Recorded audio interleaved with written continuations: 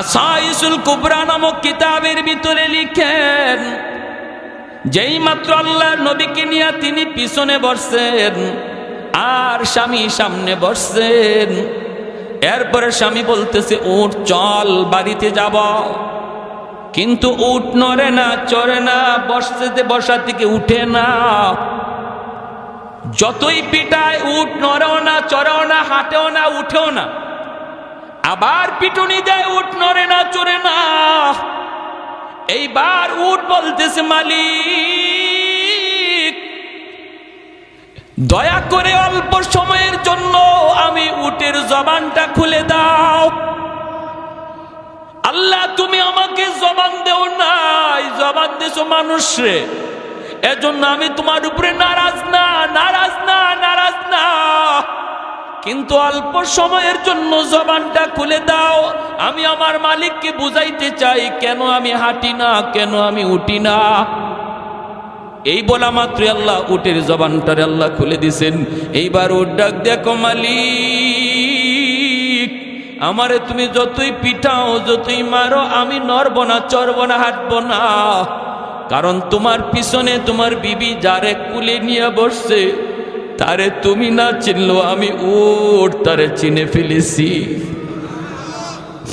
ইনি আমার রহমতের নবী, মায়ার নবী, সাইয়্যিদুল মুরসালিন, দু জাহানের সরদার, যেই নবীর উসিলায় আল্লাহ কায়নাত বানাইলো, আমারে আপনারে পুল কায়নাত যার উসিলায় বানাইলো। ওই নবী যদি তোমার পিছনে থাকে আর তুমি যদি সামনে থাকো, বেয়াদবি হয় মালিক, বেয়াদবি হয়। আমার নবী যদিও ছোট, কিন্তু তিনি সমস্ত কায়নাতের উসিলা। তুমি নবীর সামনে বসাও আর তুমি পিছনে চলে যাও, আমাকে মারা লাগবে না, দ্রুত বেগে হাঁটতে শুরু করব। সাথে সাথে হালিমা সাদিয়ার স্বামী কয়, হালিমা গো, ও হালিমা কেমন সন্তান লইয়া তুমি আইছো? হায় আমরা তো তার চিনলাম না, কিন্তু চিনছে তো উট। হ্যাঁ সে তো জানতেন কোনো সন্তান নয়। ও হালিমা তুমি তাড়াতাড়ি সামনে বসো। হালিমা সাদিয়া নবীকে কোলে লইয়া সামনে বসছেন। তারা তো বুঝে গেছে এই বাচ্চা সাধারণ কোনো বাচ্চা না, উট তার পরিচয় দিয়ে দিছে, উঠে তার পরিচয় দিয়ে দিছে, পিছনে চলে আসছেন। এইবার আল্লাহর নবী সামনে, হালিমা সাদিয়ার কোলে আমার নবী, রহমতের নবী। উঠে আবার ডাক দেখো মালিক জীবন ভর আমি উটের লাগাম তোমার হাতে ছিল, আজ যেহেতু আমার পিঠে রহমতের নবী বসা, আমি উটের লাগামটা রহমতের নবীর নরম হাতে ধরা দাও, আমি উট ধন্য হয়ে যাব। আমার মতো কপাল আর কার আছে যে হাজার উটের লাগাম রহমতের নবীর হাতে? আল্লাহ নবীর হাতে উটের লাগামটা ধরানো মাত্রই উট দ্রুত বেগে হাঁটতে শুরু করলো। অল্প সময়ের ভিতরে যায় বান্ধবীদেরকে রাস্তায় ক্রস করে ফেললো। বান্ধবীরা ডাক দেয়া কয়, হালিমা গো, ও হালিমা তোমার এই উট এটা কি নতুন উট না পুরান উট? বলে না এটা পুরানটাই, নতুন না। এত শক্তি আইলো কোত্থেকে, এত তেজ আইলো কোত্থেকে? হালিমা সাদিয়া কয়, জাননি মক্কায় যাবার সময় উটের লাগাম ছিল আমার স্বামীর হাতে, আর এখন উটের লাগাম রহমতের নবীর হাতে। এজন্য শক্তি বরকত আল্লাহ বাড়ায় দিছে, গায়ের মধ্যে আল্লাহ শক্তি বাড়ায় দিছে। এরে যুবক এখনো বুঝি তুমি তোমার নবীর চিনলা না? কার জন্য এত আশিক হইছ? কার জন্য তুমি এত আশিক হইছ? যে নবী তোমার জন্য এত আশিক ছিল, নিজে কষ্ট করছে, এরপর আল্লাহর কাছে নিজের জন্য চায় নাই, তোমার আমার জন্য নিজের স্পেশাল চাওয়াটা আল্লাহর নবী হাসরের মাঠে রাইখা দিছে। যখন সুবহানাল্লাহ। রওজা শরীফে এখনো শুয়া শুয়া কয়, ইয়া উম্মতি, ইয়া উম্মতি, ইয়া উম্মতি। নবীর কানে যখন এই খবর পৌঁছানো হয়, ওগো নবী আপনার উম্মতের যুবকগুলি আজকে খেলা নিয়ামত, রাতকে রাত তারা অমুক দল তমুক দল পাগল, তাদের চেহারা দেখলে আপনার উম্মত বোঝা যায় না, বোঝা যায় না, চিনা যায় না। তখন কি নবী রওজায় শুয়ে শুয়ে তিনি খুশি হন নাকি কষ্ট পান? কষ্ট পান। নবী তখন কান্দে, নবী তখন কান্দে। না রে উম্মত না, সামনের দিনগুলা কিন্তু ভয়ঙ্কর দিন আসতেছে, বিপদ আসতেছে, বিপদ তড়িৎ গতিতে বিপদ আসতেছে। দুশ্মনগুলি অস্ত্র নিয়ে নিয়ে আমাদের দিকে ধাগাইতেছে, ধাওয়াইতেছে, জবাই করার জন্য, মারার জন্য। আর আমারে আপনারে ভুলায় রাখছে খেলাধুলার মধ্যে ফালাইয়া। কয় তুমি ঘুমায় থাকো খেলার ভিতরে পইরা, আর আমি আইতাছি তোমারে জবাই করার জন্য। অতএব যুবক, এখনো সময়, নিজেরে জাগাও, ইমানটারে জাগাও, ঘুম ভাঙ্গাও। এখনের সময় তোমার ঘুম ভাঙ্গাও, নইলে বিপদ থেকে বাঁচার কোনো উপায় আমাদের সামনে। 5 ওয়াক্ত নামাজ পড়া খুব কঠিন কাজ না, সহজ কাজ। আমার নবী জীবনে কোনো দিন জামাত তরক করেন নাই। মায়ার নবী লাঠিতে বর দিয়া না, শুধু 2 জন সাহাবীর কান্দে বর দিয়া পায়ের মধ্যে পা জমিনে লাগাইতে পারেন না। ওই অবস্থায় নবী সাহাবীর কান্দে বর দিয়া মসজিদে হাজির হয়েছে। আজকে আমি আপনি মসজিদে পাশে থেকে মসজিদে যাই না, হাসরের মাঠে নবীর সামনে মুখ দেখাইমু কেমনে মুখ দেখাইমু? নবী যদি কয়, এ আমার উম্মত, তোর শরীরটা সুস্থ আছিল, তোর তো আমার মতো এমন কোনো অসুস্থতাও ছিল না, পা জমিনে লাগাইতে পারো এমনও না, পারো না এমনও না। আমি নবী জমিনে পা লাগাইতে পারি না, এরপরও আমি মালিকের কদমে মসজিদে গিয়া সেজদা দেওয়া ভুলি নাই। তোমারে কিসে পাইছিল? কি তোমার অভাব ছিল? তখন মুখ দেখাইবার কোনো উপায় নাই। নবী যদি বলে তোমার জন্য বুঝি আমি নবী উহুদের ময়দানে দান শহীদ করছিলাম, আমি নবী তায়েফের জমিনে রক্ত ঝরছিল, তোমার জন্যই, আর তোমার দ্বারাই আজকে ইসলাম এত ক্ষতিগ্রস্ত হয়েছে, তোমার দ্বারাই বুঝি আমার রেখে যাওয়া ইসলামের এত ক্ষতি হয়েছে। জবাব দেওয়ার মতো উপায় নাই। যে মানুষগুলি হাসরের মাঠে আল্লাহকে দেখার পর আল্লাহর কদমে সেজদা দিব, এরা দুনিয়াতেও আল্লাহর সেজদা দিছে। জোরে কন্যা সুবহানাল্লাহ। আল্লাহ হাসরের মাঠে তার কুদরতি কদম মোবারক আল্লাহ পাক হাসরের মাঠে প্রকাশ করবেন। আর প্রকাশ করার পর আল্লাহ পাক এই পা দেখকেই হাসরবাসী মানুষ, ইমানদার মুমিন যারা, এরা আল্লাহর দেখকেই সেজদায় পড়ে যাইব। কিন্তু কিছু মানুষ এরা সেজদা করতে চাইব দেখা দেখি, কিন্তু পারবে না, পিছন দিক দিয়ে উপর হয়ে পড়ে যাবে। আবার চেষ্টা করবে, আবার পিছন দিকে পড়ে যাবে, আবার চেষ্টা করে পড়ে যাবে। আল্লাহ এবার বলবে, বান্দারে কি হয়েছে তোর? তখন কইব, মালিক আমি তো তোমার সেজদা দিতে চাই, পারি না। কেন পারো না? আল্লাহ আমার পিঠ বাঁকা হয় না, মেরুদণ্ডের হাড় লোহার মতো শক্ত হয়ে গেছে। আল্লাহ পাক রব্বুল আলামিন কইব, বান্দারে দুনিয়াতে যদি আমি আল্লাহর পায়ের সামনে, আমি আল্লাহর কুদরতি কদমে তোর পিঠটা বাঁকা করতি, আজ হাসরের মাঠেও তোর পিঠ বাঁকা হইতো। তোমার কি কষ্ট লাগে? কয় মালিক কষ্ট লাগে, চোখের পানি ঝরতে ঝরতে রক্ত বের হবে, রক্ত। ও মালিক কষ্ট লাগে, আমার বন্ধু তোমার সেজদা দেয়, আমি পারি না। পাশের বাড়ির প্রতিবেশী তোমার সেজদা দেয়, আমি পারি না। আল্লাহ পাক রব্বুল আলামিন তখন বলবো, বান্দা তোর আজকে কষ্ট লাগে, দুনিয়া তো আমি তোর আচরণ দেখে আমার কষ্ট লাগছিল, চোখের সামনেই তোর সামনেই মানুষগুলো মসজিদে ঢুকছে, আর তুই মসজিদের পার দিয়ে চলে যাইতি, তোর দিকে তাকাইলো আমি আল্লাহর কুদরতি কলিজা, বড় কষ্ট লাগছে, কারণ আমি তোরে নিজের হাতে বানাইছিলাম রে বান্দা, সমস্ত সব কিছু আমি বানাইছি আল্লাহ, আমি আল্লাহ কুন ফায়াকুন বইলা, জমিন বানাইছি কুন ফায়াকুন বইলা, আসমান বানাইছি কুন ফায়াকুন বইলা, ফেরেশতা বানাইছি কুন ফায়াকুন বইলা, কিন্তু তোমাকে আমি কুন ফায়াকুন বইলা বানাই নাই। তোমাকে যখন বানাইছি খালাকতু বিয়াদাইয়া, আমি আল্লাহ নিজের হাতে তোমারে বানাইছি, কারণ তোমার এই চেহারার ভিতরে এত দামি কপাল, যেই কপাল দিয়া তুমি আমার কুদরতি কদমে সেজদা দিবা, এই কপালটার এত দাম, এত দাম। এটা ফেরেশতাদের হাতে বানাইলে হয় না, কুন ফায়াকুন বইলা বানাইলে হয় না। এজন্য আমি নিজের হাতে বানাইছিলাম কিন্তু তুমি যখন মসজিদের পার দিয়ে চলে যাইতা, বন্ধুদের সাথে দোকানে বসা থাকতা, আজান হইছে তবুও তুমি মসজিদে আসতা না।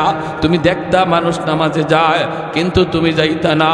ওই দিন তোমার আচরণটা দেখেও আমি আল্লাহর কুদরতি কলিজায় বড় মায়া লাগছে। কারণ মায়ার জিনিস যখন কষ্ট দেয় তখন বেশি কষ্ট লাগে। মানুষকে তো আমি বড় মায়া করে বানাইছি, এজন্য আমারও সেদিন কষ্ট লাগছে। বান্দারে ওই দিন যদি তুই আমারে সাজদা দিতি, আজ এই মানুষগুলার সাথে আমাকে তুমিও সাজদা দিতে পারতা। যখন নূহ নবীকে একটা বাচ্চা পর্যন্ত পাগল কয়া ঢিল মারল, তখন নূহ নবী কয়, আল্লাহ একটারেও রাখবা না, সবগুলি শেষ করে দাও। আমার তো মনে মনে আশা ছিল বাবাগুলি মারা যাওয়ার পর তাদের পরবর্তী জেনারেশন তারা আমাকে নবী মানবে, কিন্তু আজকে বাচ্চাটাও বাবার সাথে পাগল কয়া যখন আমাকে ডিল মারলো, আমি নিরাশ হয়ে গেছি। মাওলা রব্বিলা তাদার আলাল আরদি মিনাল কাফিরিনা দাইয়ারা, একটারেও রাখবা না, সব ধ্বংস করো। আল্লাহ পাক তখন জিজ্ঞেস করেছিল, নূহ এটা কি তোমার ওই দোয়া যেটা আমি কবুল করার গ্যারান্টি দিয়েছি? সকল নবীদের একটা দোয়া বদদোয়া কবুলের গ্যারান্টি দিয়েছি, এটা কি তোমার সেই দোয়া? নূহ নবী কয়, মালিক ওটা আমার সেই দোয়া। আল্লাহ কয়, তাহলে তো আর দেরি হবে না, গ্রান্টেড। রব্বুল আলামিন সব ধ্বংস করে দিল। শুধুমাত্র একটু বোঝানোর জন্য বলছিল, রে নূহ আমার বান্দাদেরকে আমি আল্লাহ নিজের হাতে বানাইছি। যেই মানুষগুলারে আমি নিজের হাতে বানাই, এই মানুষগুলারে নিজের হাতে মারতে আমি আল্লাহর বড় কষ্ট লাগে। বুঝতে হলে তোমাকে একটু বোঝাই, নিজের হাতে কতগুলি হাড়ি পাতিল বানাইছেন যেভাবে মন চায় সেভাবে মনের মাধুরী দিয়ে তুমি বানাও। নূহ নবী মনের মাধুরী দিয়ে অনেকগুলি হাড়ি পাতিল বানাইয়া আল্লাহ কয়, এখন বাইরিয়া সব ভেঙ্গে ফেল, লাঠি হাতে নিয়ে সব ভেঙ্গে ফেল। নূহ নবী কয়, মালিক বানাইলাম মনের এত মাধুরী দিয়া, এখন আবার ভাঙতে বলো, কষ্ট লাগে। আল্লাহ কয়, নূহ মাটির কিছু জিনিস বানাইছো, জীবনও দেও নাই, রূহ দেও নাই, প্রাণও দেও নাই, মুখ দিয়া কথা বলতে পারে না, হাত দিয়া নড়তে পারে না, তোমাকে মালিক কইয়া ডাকও দিতে পারে না।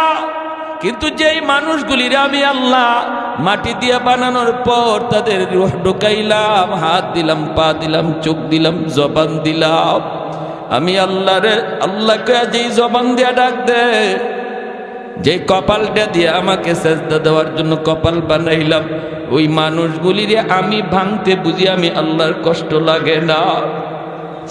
আমার বুঝি কষ্ট লাগে না? নূহ আলাইহিস সালাম তিনি তো চলে গেলেন। একজন বুড়া মহিলায় তখন ডাক দিয়া বলতেছিল, নবী গো, আমি অনেক বৃদ্ধা মানুষ, আমাকে আপনি ইয়াদ করে নিয়ে যাইন, আমি কিন্তু পারাপারি করে নৌকায় উঠতে পারবো না, আমি বড় দুর্বল। নূহ নবী বলতেছিল, মা গো তোমাকে নিব, কিন্তু নবী তার নৌকায় তুলতে ভুলে গেছেন, তিনি তো চলে গেছেন।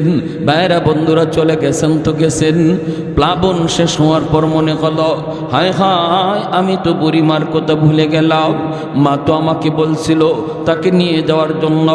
নূহ নবী দৌড়ায় তার কাছে আসলেন। ভাঙ্গাচোরা একটা ঘর, তাম দুনিয়া মহাপ্লাবনে একদম শেষ হয়ে গেল, কিছুই থাকলো না।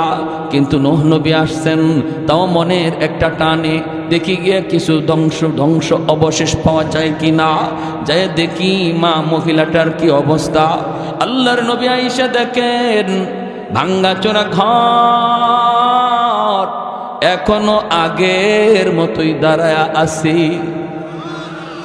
নবী অবাক হয়ে গেলেন, এত ভারী ভারী পাহাড়ের মতো উঁচা উঁচা বাড়ি, দালান কোঠা কিছুই নাই, কিছুই নাই। আর ওই ভাঙ্গাচোরা ঘর, এই ঘরটা এখনো আগের মতোই দাঁড়ায় আছে। নবী দরজার পাশে আইসা ডাক দিলেন, মা মহিলা ঘর ঝাড়ু দিতেছে আর আল্লাহর নাম জপতেছে, জিকির করে আর ঘর ঝাড়ু দেয়। নবী যেই মাত্র বাহির থেকে ডাক দিলেন মা, মহিলা ভিতর থেকে কয় নবী গো, তুফান কি শুরু হয়ে গেছে নাকি? আল্লাহর নবী সেজদায় পড়ে কান্দে আর কয় মালিক, তোমার কুদরত বুঝা বড়দার, তাম দুনিয়া শেষ হয়ে গেল অথচ তোমার বান্দি খবরই জানে না। ও মালিক, তোমার কুদরত বুঝা বড় দায়, কিছু বুঝি না, একটু বুঝাইবানি বুঝাইবানি। আল্লাহ পাক রব্বুল আলামিন কয় নূহ রে, আমার বান্দি তোরে বলছিল নিয়ে যাওয়ার জন্য, তুমি ভুইলা গেছো। তোমরা তোমাদের উম্মত বলতে পারো, কিন্তু আমি আল্লাহ বান্দা বান্দি ভুলতে পারি না। তোমরা নবী হইয়া উম্মত ভুললেও আমি আল্লাহ হইয়া বান্দা বান্দি ভুলতে পারি না। তোমারে বলছো নেওয়ার জন্য, তুমি ভুলে গেছো, কিন্তু আমি আল্লাহ তারে ভুলি না। এজন্য আমার ভাই মনে রাখবে, মায়ার নবী, দয়ার নবী বলতেছেন উম্মতের দল, জাননি হাসরের মাঠে আমি শুধু কেন সুপারিশ করব? সব নবী তার ওই দোয়াটা আল্লাহর কাছ থেকে চায়া নিয়ে গেছে। সবাইকে আল্লাহ পাক এই দোয়াটা দুনিয়াতে কবুল করে আনিছে। কিন্তু ওয়া ইন্নিখতাবাতু দাওয়াতি শাফাআতান লিউম্মতি, কিন্তু আমি জীবনে কত মুসিবতের মধ্যে পড়ছি, কত বিপদের মধ্যে পড়ছি, এরপরও কোনোদিন এই দোয়াটা আমি আল্লাহর কাছে চাই নাই, এই দোয়া কখনো করি নাই। তায়েফের ময়দানে আমি নবীর উপর দিয়ে এত নির্যাতন, এত নিপীড়ন, পাগল পাগল কয়া কয়া এই যুবকগুলি, উশৃঙ্খল যুবকগুলি আমার পিঠে পাথর মারল। যেখানে পাথর মারছে সেখানে রক্ত ফিনকি দিয়ে বের হয়েছে। আল্লাহর নবী, রহমতের নবী, মায়ার নবী আম্মাদান আয়েশা সিদ্দিকা রাদিয়াল্লাহু তাআলা আনহা বলেন, নবীর দেহের ভিতরে এমন কোনো পশমের গুঁড়া আমি পাই নাই যেই জায়গাটাতে এখনো পাথরের দাগ নাই। আমি বলছিলাম নবী গো, আপনার কি কোনো শীতলা রোগ হয়েছিল নাকি? নবী কয় না গো আয়েশা, এটা রোগ না, এই চিহ্নগুলি তায়েফের জমিনে পাথরের আঘাত। এরপরও নবী কয় আমি আল্লাহর কাছে দোয়া করি নাই, ও মালিক, যেটা কবুল করার গ্যারান্টি দিছো এটা দিয়ে ওদেরকে ধরো এমন বলি নাই, বরং দুইজন ফেরেশতা ঈসা পাহাড় চাপা দিয়া মারতে চাইলো। এরপরও নবী কয় আল্লাহুম্মা হদি কওমি ফাইন্নাহুম লা ইয়ালামুন, আল্লাহ আমার কওম বুঝে না, আমারে চিনে না, আমারে চিনে না, ওদের পরবর্তী জেনারেশন বাচ্চা কাচ্চা আমারে চিনব। আল্লাহ তুমি যদি শেষ করে দেও তাহলে আমার কথা শুনবো কেডা? আমি কাদের মাঝে দাওয়াতের কাজ করবো, কাদেরকে তোমার কথা শুনাইমু? না মালিক, তুমি এদের উপরে রাগ কইরো না, গুসা কইরো না, ওরা আমাকে চিনে না, কিন্তু ওদের সন্তানগুলি আমি নবীকে চিনব। মায়ার নবী, দয়ার নবী কয় আবু জাহেল আমার মাথা থেকে রক্ত ঝরাইছে, 2 বছর 2.5 বছর জেলখানায় বন্দী, পরিবারের সমস্ত সদস্য নিয়া শিয়াবে আবি তালিবের ভিতরে আমার নবী বন্দী। 1 বছর নয়, 2 বছর 2.5 বছর। বাচ্চা কাচ্চাগুলি খানার অভাবে কি খাইব, সারাদিন সারা রাত নবী বলেন কান্না করছে। আল্লাহর নবীর চাচা আবু তালিব তিনি ঈমান আনেন নাই, কিন্তু ওই শিয়াবে আবি তালিবের কারাগারে আবু তালিব বন্দী। মক্কার মানুষগুলি নবীকে যারা যারা সাপোর্ট করছে নবীর বংশের, ওদের সবাইকে এক করে ফেলছে। বাহির থেকে খানা দানা বন্ধ, পানি আসা বন্ধ, কথা বলা বন্ধ। কই যারা বন্দী অবস্থায় এরা কারা? বন্দী অবস্থায় মুসলমানও আছে, অমুসলমানও আছে।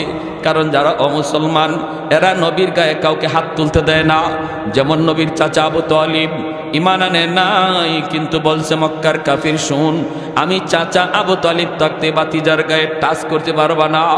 এজন্য আবু তালিবের সাথে তার বংশের, তার গোষ্ঠীর যেই মানুষগুলা ঈমান আনে নাই কিন্তু নবীকে সাপোর্ট দিছে, নবীর গায়ে হাত তুলতে দেয় নাই, ওই সবগুলি মানুষে একসাথে ওরা বন্দি করে ফেলছে। 2.5 বছর নবী বন্দিখানায়, পরিবারের বাচ্চাগুলি কান্নার রোল, বাচ্চাগুলির কান্নার আওয়াজে আকাশ বাতাস বাড়ি হয়ে আসছে। মায়ার নবী বলেন, মহিলারা বুকের দুধ খাওয়াবে বাচ্চাকে, খানার অভাবে পানির অভাবে বুকের দুধ শুকায় গেছে, গাছের পাতা খায়া খায় আমি নবী চলছি। তখনও আমি আল্লাহর কাছে ওই দোয়া করি না, আল্লাহ একটা দোয়া কবুলের গ্যারান্টি তুমি দিছো, বিপদ থেকে উদ্ধার করো। এত বড় মুসিবত আমি নবীর উপর দিয়া গেছে, তবু আমি শেষ অস্ত্রটা সারি নাই, এটা রাখছি। ইন্নী খিতাবাতু দাওয়াতি, ইন্নী খিতাবাতু দাওয়াতি, লুকায় রাখছি, আমি কেউরে দেখাই নাই। এই শেষ অস্ত্রটা আমি কাউরে দেখাই নাই, সবচেয়ে পাওয়ারফুল অস্ত্রটা আমি কাউরে দেখাই নাই। কেন দেখাই নাই জানুনি? শাফাআতাল লি উম্মতি, হাসরের ময়দানে আমার গুনাহগার উম্মতের জন্য ওই দোয়ার উসিলায় সুপারিশ করব। আমার জাহান্নামী উম্মতের জন্য আমি সুপারিশ করব, বিপদগ্রস্ত উম্মতের জন্য আমি সুপারিশ করব। এজন্য আমি এই দোয়াটা সবসময় লুকায় রাখছি। ভাইরা আমার, হাসরের ময়দানে আমার নবী, রহমতের নবী, তিনিও দাঁড়ানো থাকবেন। হযরত আদম আলাইহিস সালামকে আল্লাহ পাক রব্বুল আলামিন অনেক উঁচু একটা দেহ দিবেন, তাল গাছের মতো আদম আলাইহিস সালামকে দেখা যাবে। সুবহানাল্লাহ, জোরে কোন। আদম আলাইহিস সালাম এত উচ্চতার গর্দান হবে, গোটা হাসরের ময়দানটা আদম আলাইহিস সালাম দেখতে পাবেন। আল্লাহর নবী বলেন, হঠাৎ করে বাবা আদম আমাকে ডাক দিবেন, ইয়া আহমদ, ইয়া মুহাম্মদ। আমি ডাক শোনা মাত্রই বাবার সামনে দৌড় দিয়া হাজির। আমি বলবো কেন ডাক দিলেন? তখন আদম আলাইহিস সালাম বলবেন, বাবা মুহাম্মদ, ওই যে দেখো জাহান্নামের গেটের পাশে নিয়ে গেছে একজন মানুষকে, হাত করা লাগাইয়া, পায়ে বেরি লাগাইয়া।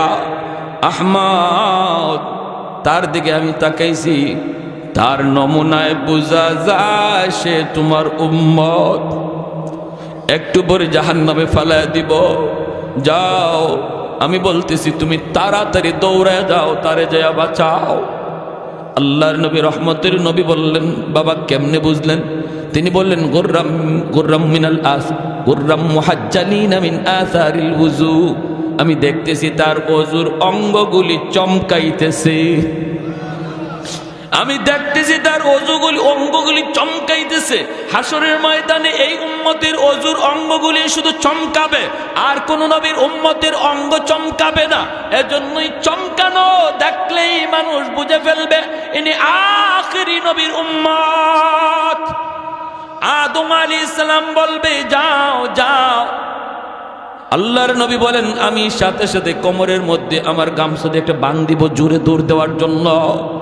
নবী বলেন, আমি দৌড় দেওয়ার জন্য প্রস্তুতি নেব, এমন জোরে একটা দৌড় দিব ফেরেশতাদের সাথে আমি পারতেছি না, ওরা তো নিয়ে যাইতেছে।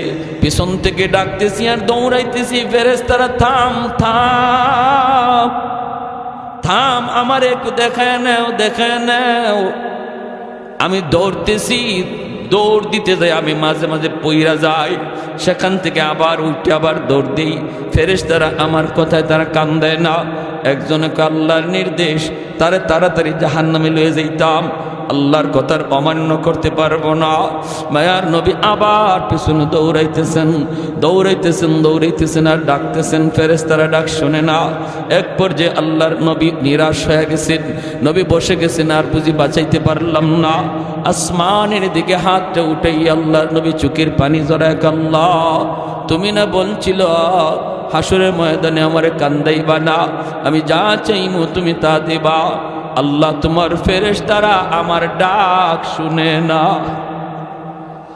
তোমার ফেরেশতারা আমার কথা শুনে না গো মালিক। আমি এত ডাকতেছি, ওরা আমার ডাক শুনে না। আল্লাহ পাক ফেরেশতাদেরকে বলবে, ইয়া মালাইকা। আল্লাহ তখন ডাক দিবে, ফেরেশতারা থাম, পিছনে আমার বন্ধু দৌড়াইতেছে,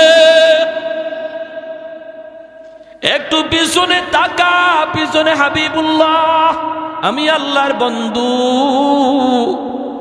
সাথে সাথে ফেরেশতারা থেমে যাবে। আল্লাহ নবী রহমতের নবী কাছে যাবেন, যায় বলবেন কি হয়েছে তার? কই নেকির পাল্লা হালকা, গুনার পাল্লা ভারী। আল্লাহর নবী বলবেন আবার আমার সামনে একটু দাড়ি পাল্লা ওজন দাও। ফেরেশতারা আবার যখন দাড়ি পাল্লা ওজন দিবে, নেকির পাল্লাটাতে মায়ার নবী তার কালেমার কাগজ নবী নিজের হাতে দিয়ে দিবে। এই কাগজের টুকরাটা রাখা মাত্রই নেকির পাল্লা ভারী হয়ে যাবে। कौनैन मुख्तार खुदा तुमको बनाया, कौनैन मुख्तार खुदा तुमको बनाया, उम्मत का निगाहबान खुदा तुमको बनाया, उम्मत का निगाहबान खुदा तुमको बनाया। मौला मेरा आका मेरा रहमत की नबी है, तजदार मदीना के तो बाग़े अरबी है, तजदार मदीना के तो बाग़े अरबी है। अशजार ने देते हैं नबूवत के शहादत, तशकीक़ कमर में है तो अंगुल की इशारात, तशकीक़ कमर में है तो अंगुल की इशारात। একটু জোরে সুরে বলেন আল্লাহু আকবার, আর একটু জোরে আল্লাহু আকবার। এ যুবক, ওই নবীরে বুঝি এখনো তুমি চিনলা না? এই নবীর তরিকা সাইরা, নবীর নমুনা সাইরা তুমি কার নমুনায় চলতেছো, কার নমুনায় নিজেরে বানাইতেছ? একটু বুঝি তুমি ভাবলা না, একটু বুঝি চিন্তা করলা না? তোমার নবীরে শুধু মানুষে চিনছে তা না, হায়ওয়ানাত চিনছে। যখন সুবহান, আমার নবী রহমতের নবী মাত্র দুনিয়া আসছেন, মক্কার পাশের এলাকা থেকে মহিলারা মক্কার উদ্দেশ্যে রওনা দিল, বাচ্চা পয়সার বিনিময়ে নিয়ে যাবে। তখনকার সময়ে সিস্টেম ছিল। অসুবিধা হইতেছে আপনাদের? মনোযোগ আছে কার কার? একটু হাত উঠে আল্লাহকে দেখান। আল্লাহ তুমি প্রতিটা হাতকে কবুল করো, জোরে বলি আমিন। যুবক মনোযোগ দিয়ে শোনো, নবীর কাহিনী শোনো, নবীর ঘটনাটা শোনো, দিলের ভিতরে একটু মহব্বত বসাও। হইছে তো আর কত, অনেক হইছে তো, এখনো সময়। চোখের সামনে দেখতেছো বয়স, তোমার বয়সের যুবক কবরে শুয়ে গেছে, লেখাপড়ার সাথী শুয়ে রয়েছে, খেলার সাথী কবরে শুয়ে রয়েছে, নিজের বন্ধুরে নিজেই কবরে রাখছো। অতএব এখনো সময়, এখনই সময়। আর অবহেলা করো না, অবহেলা আর করো না। কারণ তুমি ভাবতেছো বৃদ্ধ বয়সে আমি ঠিক আছে গুনাহ ছাড়বো, বৃদ্ধ বয়সে নামাজ ধরবো। কত যুবক আর জীবনে বৃদ্ধ বয়স পায় নাই, কবরে চলে গেছে। অতএব না, এই অবহালতে, যে হালতে আমরা এখন আছি, এই হালতে যদি মরণ হয়, উপায় নাই, উপায় নাই, বাঁচবার কোনো উপায় নাই। আমার নবী রহমতের নবী দুনিয়া মাত্র আসছেন, ওই অবস্থায় মক্কার পাশের এলাকা থেকে মহিলারা উট নিয়ে রওনা দিছে। নবীজির দুধমা হালিমা সাদিয়া রাদিয়াল্লাহু তাআলা আনহা, তিনিও বান্ধবীদের সাথে স্বামীরে লইয়া রওনা দিছেন। কিন্তু তার উটটা ছিল বড় দুর্বল, তাদের সাথে তাল মিলায় চলতে পারেন না। বান্ধবীরা কয়, হালিমা তোমার উট মরা ধরা, হাঁটে না, নড়ে না, চলে না, তোমার উট লইয়া তুমি আও, আর আমরা আগে গেলাম, তোমার সাথে লইয়া যাওয়া সম্ভব না। বান্ধবীর আগেই চলে গেল মক্কায়। খাদিজা নবীজির দুধমা হালিমা সাদিয়া রাদিয়াল্লাহু তাআলা আনহা পিছনে স্বামীকে নিয়ে আস্তে আস্তে মক্কায় ঢুকলেন। ওই মহিলারা আগেই মক্কায় ঢুইকা ধনীর সন্তানগুলা তারা আগে ভাগেই দখলে নিয়ে নিল। আল্লাহর নবীর দরজার সামনে যায় যেই মাত্র নক করে, নবীজির আম্মা ভিতর থেকে বলেন, হ আমার সন্তান আছে, তোমরা নিবানি? ওই মহিলারা কয়, বাপ আসেনি, বাবা আসেনি। যখনই নবীর মা বলেন, না আমার মোহাম্মদ ইয়েতীম, আমার মোহাম্মদের বাবা নাই, জন্মের আগেই বাবা মারা গেছে। মহিলাগুলি কয়, না না তাহলে নিমো না, পয়সা বেশি মিলবে না, বাপ নাই যার, এতিম পোলা, টাকা পাইমু কেমনে, না নেওয়া যাবে না, চলে গেছে। আল্লাহর নবীর মা আমেনা তিনি একদম নিরাশ হয়ে গেছেন। এতিম বিদায় বুঝে আমার ছেলেকে কেউ নিবে না। ওইদিকে নবীজির দুধ মা হালিমা সাদিয়া রাদিয়াল্লাহু তাআলা আনহা, তিনি তো আসলেন দরজার পাশে এসে নক করলেন। পিছন থেকে দরজার ভিতর থেকে নবীর মা চোখের পানি মুছেন আর কান্দেন, বলেন আছে তো আমার সন্তান, কিন্তু কেউ তো নেয় না, কেউ তো নেয় না। হালিমা সাদিয়া বলে কেন নেয় না? কয় এতিম বাবা নাই, এজন্য কেউ নিতে চায় না। তুমি কি আমার সন্তানটারে নিবা নাকি? হালিমা সাদিয়া তখন বলেন মা গো, দরজা খোলো আর তোমার মানিকের চেহারা আমাকে এক নজর দেখাও।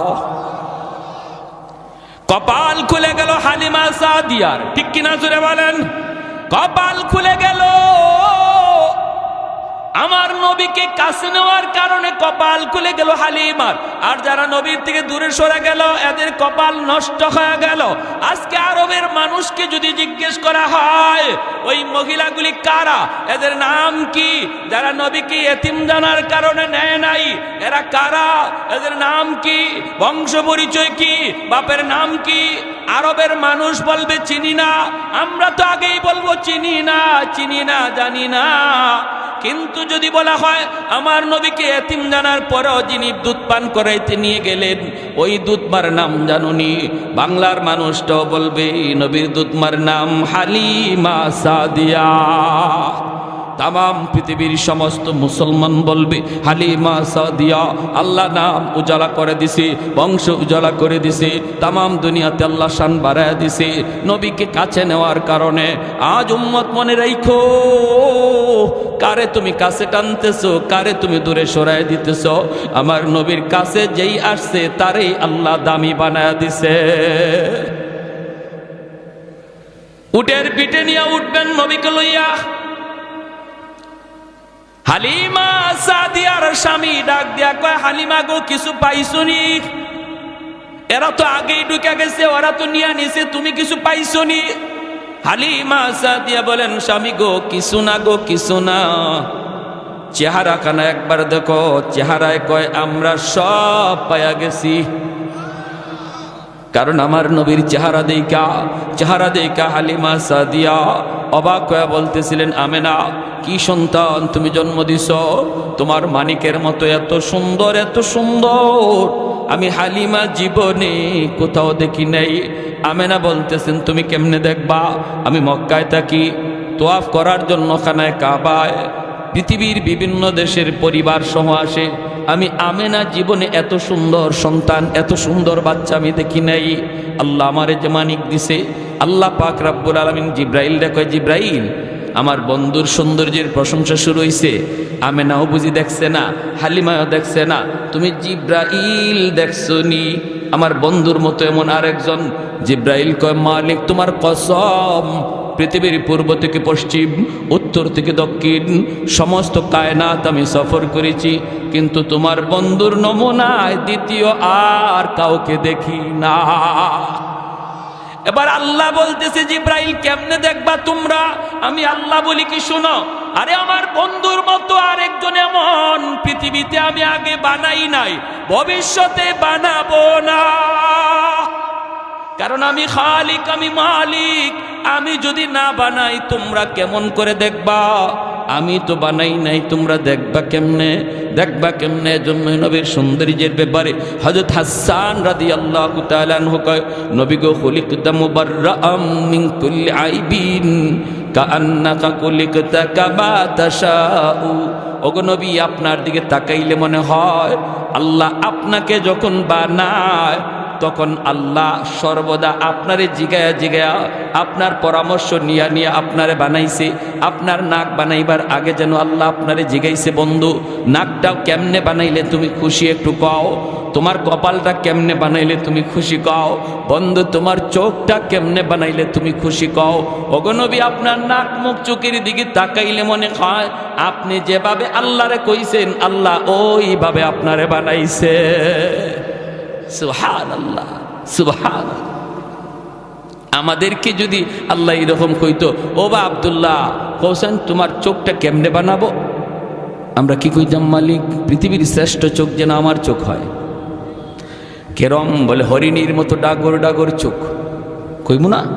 যে আল্লাহ যখন আমারে অপশন দিয়ে দিছে, তুমি যেভাবে কইবা এইভাবে বানাবো, বলো তো তোমার চোখ কেমন চাই? আমি কইতাম আল্লাহ পৃথিবীর শ্রেষ্ঠ চোখ চাই, পৃথিবীর শ্রেষ্ঠ নাক চাই, পৃথিবীর শ্রেষ্ঠ চেহারা চাই।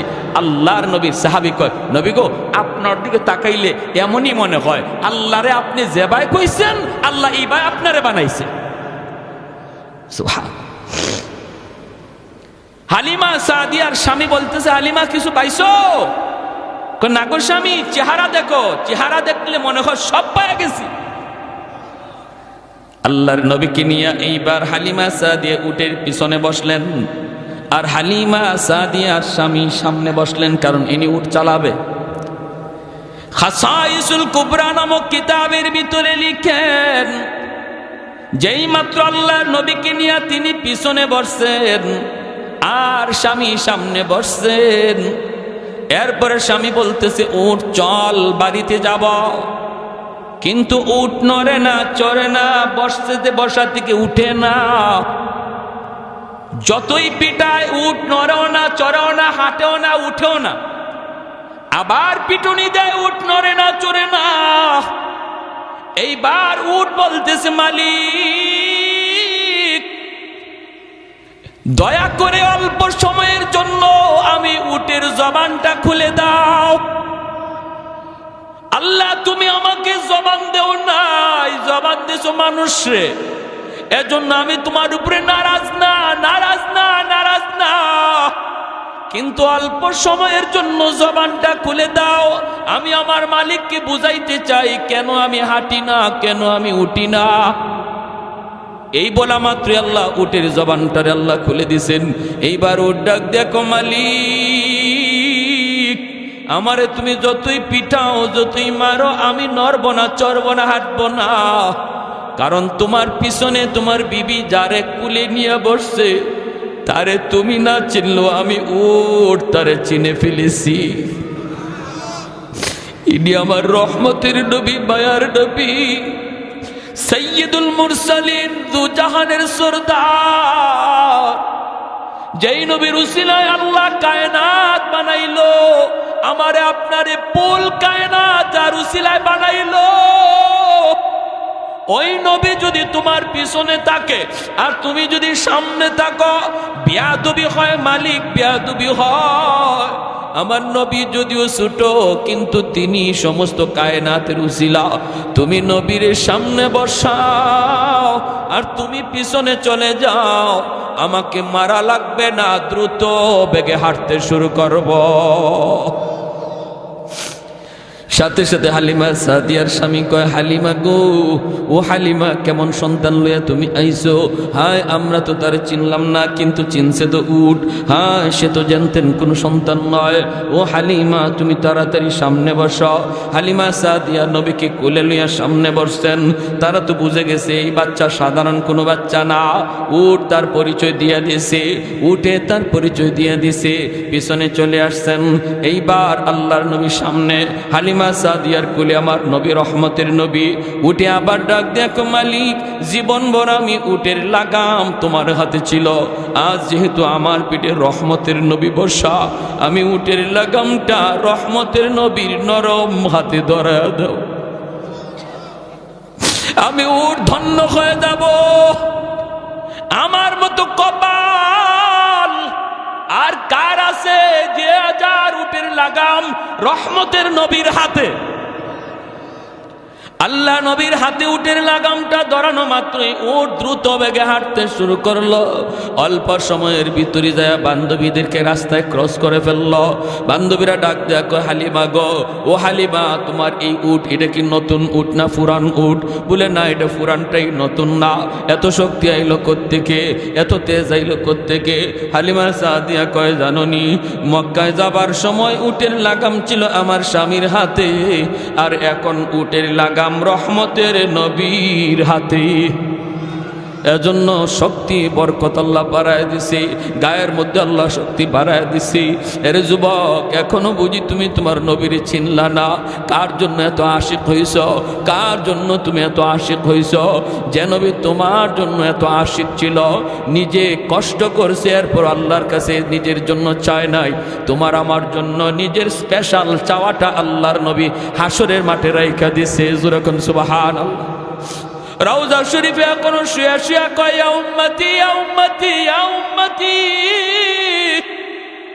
নবীর কানে যখনই খবর পৌঁছানো হয়, ওগো নবী আপনার উম্মতের যুবকগুলি আজকে খেলা নিয়ামত, রাতকে রাত তারা অমুক দল তমুক দল পাগল, তাদের চেহারা দেখলে আপনার উম্মত বোঝা যায় না, বোঝা যায় না, চিনা যায় না।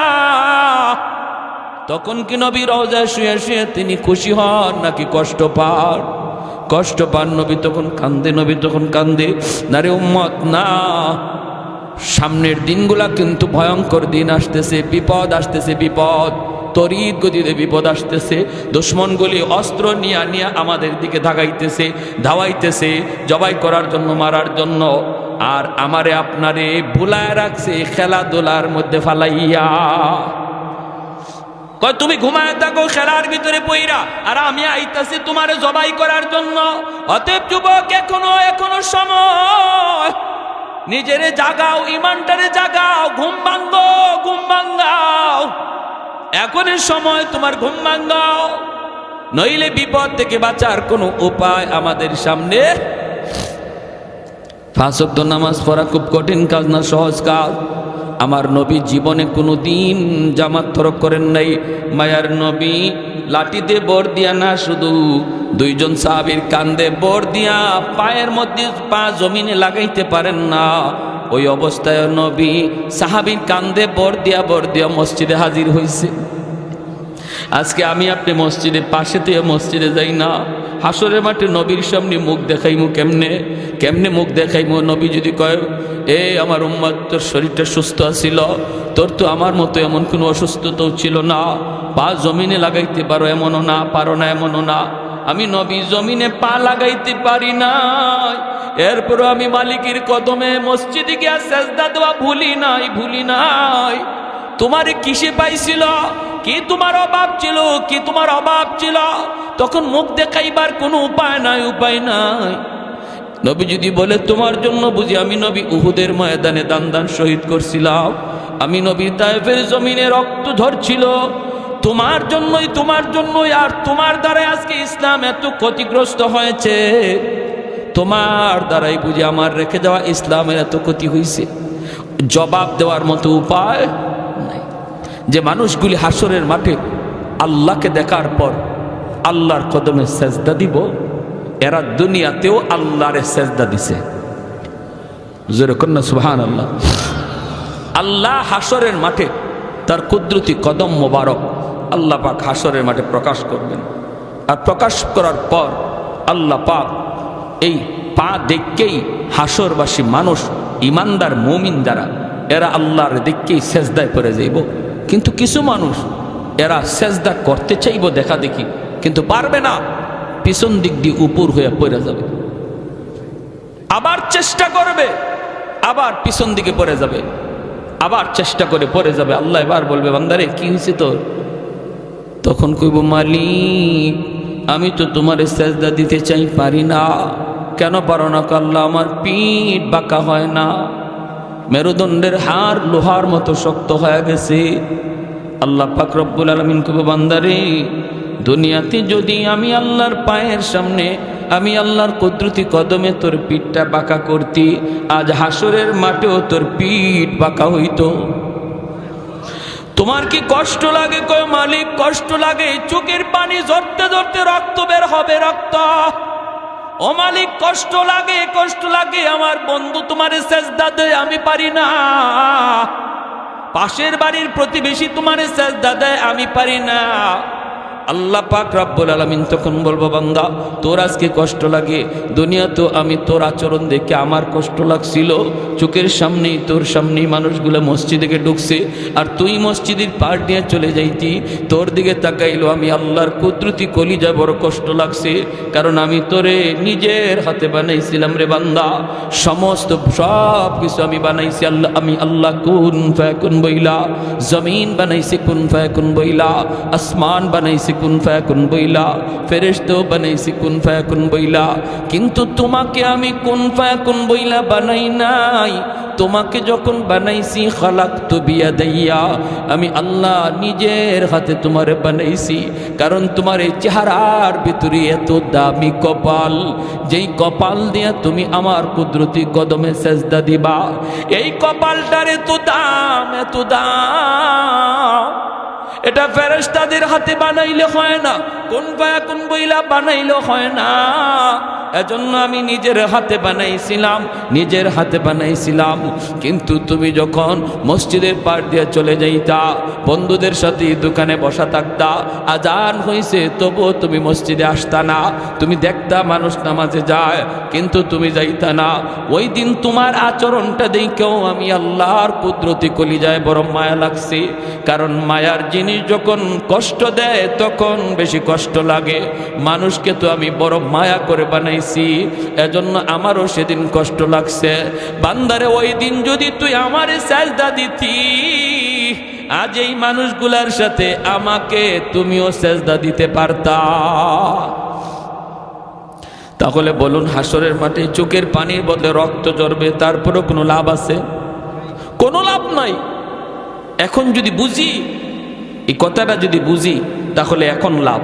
আর এখন না বুঝা হাসরের মাঠে চোখের পানি ফালাইতে ফালাইতে রক্ত বের হবে, এরপরও বিন্দু পরিমাণ লাভ নাই। আল্লাহ বলবেন, খুযুহু ফাগুল্লুহু সুম্মাল জাহিমা সাল্লুহু, ওরে 70 গজ জিঞ্জির দিয়া বাঁধো। জাহান্নামের ফেরেশতাকে আল্লাহ বলবেন, 70 গজ জিঞ্জির দিয়া বাঁধো, তারপরে জাহান্নামে নিক্ষেপ করো, জাহান্নামে নিক্ষেপ করো। সেদিন আল্লাহ এতটাই নারাজ থাকবেন।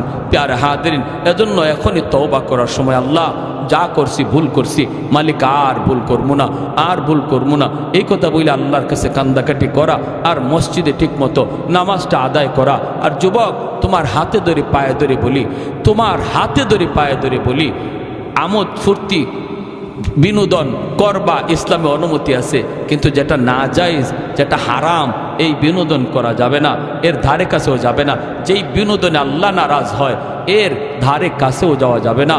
আল্লাহকে আপন ভাবো, আল্লাহকে আপন ভাবো। হ্যাঁ, ভুলবশত যদি একটা ভুল হয়ে যায়, সাথে সাথে অনুতপ্ত হও, আল্লাহর কাছে লজ্জিত হও, আল্লাহ আমি একটা অন্যায় করে ফেলছি, আল্লাহ এটা আমার করা ঠিক ছিল না, আল্লাহ তুমি মাফ করো। তাহলে আল্লাহ খুশি হয়ে যাবে। তোমাকে মসজিদে পাওয়া যায় না কেন? তোমাকে মুরব্বীদের শ্রদ্ধা করতে দেখা যায় না কেন? তোমাকে বাপ মার সেবা করতে পাওয়া যায় না কেন? তুমি যদি এই কাজগুলো সহিভাবে আদায় করো আর আল্লাহকে মাইনা চলো, তখন তো আল্লাহ তোমার উপর রাজি হইয়া এই যৌবন কালের বয়সটাকে আল্লাহ ওলির খাতায় নাম লিখাই দিন। কারণ এই জমিনে যত আল্লাহর ওলি হয়েছেন, সবাই যৌবনে আল্লাহর ওলি হয়েছেন, আর যৌবন কালটা হলো আল্লাহর ওলি হওয়ার বয়স। যৌবন কালটা আল্লাহর ওলি হওয়ার বয়স। কারণ বুড়া মানুষ, বৃদ্ধ মানুষ চাইলেই একটা গুনাহ করতে পারবে না, কারণ তার গায়ে শক্তি নাই। বৃদ্ধ মানুষ চাইলেই একটা অন্যায় কাজ করতে পারবে না, শক্তি নাই। একজন বৃদ্ধ মানুষ যদি বলে আমি ডাব গাছে ডাব চুরি করি না, আর একজন যুবক যদি বলে আমিও ডাব চুরি করি না, দুইজন সমান না বেশ কম আছে? বৃদ্ধ মানুষটারে যদি বলা হয় চাচা আপনি ডাব চুরি করেন না, এটা তো ভালো কথা, ডাব গাছে উঠতে পারেননি, খবর না ডাব গাছে তো উঠতেই পারি না। তো আপনি ডাব গাছে উঠতেই পারেন না, ডাব চুরি করেন না, ভালো কথা। যুবককে জিজ্ঞেস করলো তুমি যে ডাব চুরি করো না, ডাব গাছে উঠতে পারো? কয় না, শুধু উঠতে পারি না, ডাব গাছে বইসা ডাব খাইতেও পারি। ঠিক না? গাছে বইয়া ডাব খাইতেও পারি। তাহলে দুইজনের না করাটা এটা কি সমান না বেশ কম হইল? বেশ কম। এজন্যই নবী বলেছেন লা ওয়ারআ কাল কাফি, যার ক্ষমতা আছে গুনাহ করার, যার ক্ষমতা আছে অন্যায় করার, যার সুযোগ আছে রাতের অন্ধকারে চুরি করার, আর একজনে হাঁস চুরি করার, একজনে ছাগল মুরগি চুরি করার, একজনে ডাব চুরি করার, জিনা করার, বেবিচার করার, গানের আসরে যাওয়ার, যাত্রার প্যান্ডেলে যাওয়ার, বন্ধুদের সাথে যার সুযোগ রয়েছে, এরপরেও যেই যুবক আল্লাহর ভয়ে যায় না, আল্লাহর ভয়ে যায় না, যৌবনকে কন্ট্রোল করে রাখে, না আমি পাগলামি করব না, যৌবন আল্লাহ আমারে পাগলামির জন্য দেয় নাই। বন্ধুদের সাথে যার যাত্রার আসরে যাওয়ার সুযোগ ছিল, এরপরও যায় না আল্লাহর ভয়ে, নবী বলেন লিখে রাখো সেই তোমাদের ভিতরে আল্লাহর ওলি হয়ে গেছে, সে আল্লাহর ওলি হয়ে গেছে। এজন্য যুবক, এই বয়সটা হলো ওলি হওয়ার বয়স। একটু নিজের কন্ট্রোল করো। যৌবন এটা ছুটবেই, একদিকে না একদিকে ছুটবেই, পাগলা ঘোড়ার মতো। এটার নিয়ন্ত্রণ তুমি করো, ড্রাইভ করো তুমি, যে না আমার এই চলন্ত গাড়িকে আমি রং সাইডে দৌড়াবো না, সঠিক লাইনে দৌড়াবো। দাওয়াত তাবলীগওয়ালাদের সাথে সময় দাও, উলামায়ে কেরামের সাথে সময় দাও, মাদ্রাসার ছাত্রদের সাথে সময় দাও। যে ছেলেটা নামাজ পড়ে না, নেশা করে, গাঞ্জা খায়, ইয়াবা খায়, আল্লাহর দোহাই ওর থেকে দূরে সরে যাও, ওর থেকে দূরে সরে যাও। তুমি ভালো করে সন্তান, খারাপ হয়ে যাবা। তোমার বাবা ভালো, তোমার মা ভালো, তোমার বংশ ভালো, কিন্তু সঙ্গ গুণে তুমি খারাপ হয়ে যাবা।